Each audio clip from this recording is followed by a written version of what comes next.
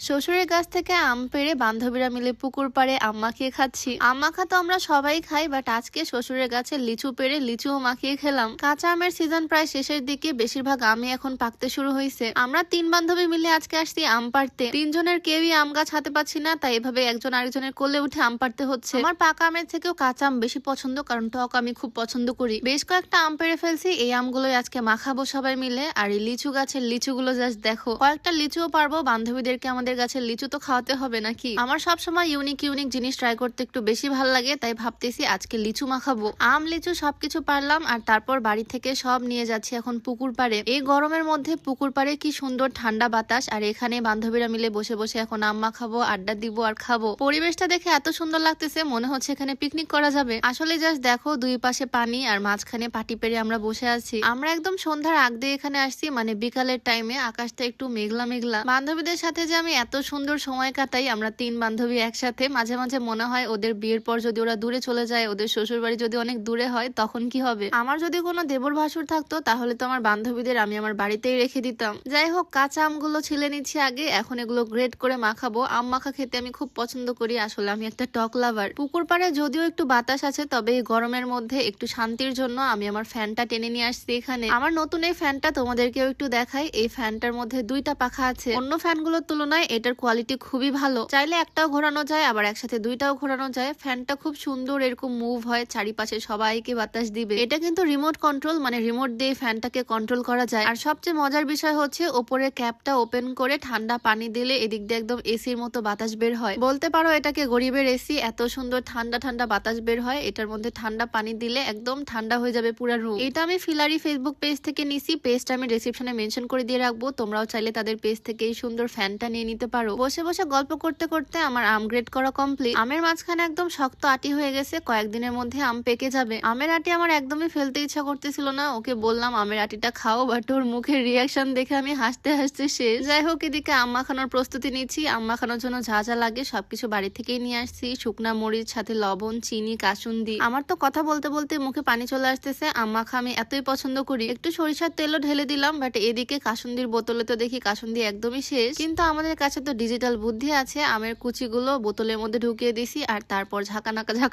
ঝাঁকিয়ে ঝাঁকিয়ে আমগুলো আবারও দিয়ে দিলাম আম মাখার মধ্যে। আমাদের আম মাখাই কমপ্লিট হয়নি, এদিকে আশেপাশে আবার বৃষ্টিও শুরু হয়ে গেছে টিপ টিপ করে। এই যে আছে আরেকজন, যে শুধু খাওয়ার বেলা থাকে। আর আম মাখানোর পর ওকে দিয়ে টেস্ট করালাম, যদিও এসব মাখা টাকা খুব একটা পছন্দ করে না, এগুলো হচ্ছে মেয়েদের খাবার। আম মাখার এই ঝোলটা আমি সবচেয়ে বেশি পছন্দ করি। আমি শুধু অপেক্ষায় থাকি কখন সবার আম খাওয়া হবে, আর লাস্টের ঝোলটা আমি খাবো। আম খাওয়া শেষ করে আমরা বসে পড়লাম লিচু ছিলতে। লিচু তো আর বেশি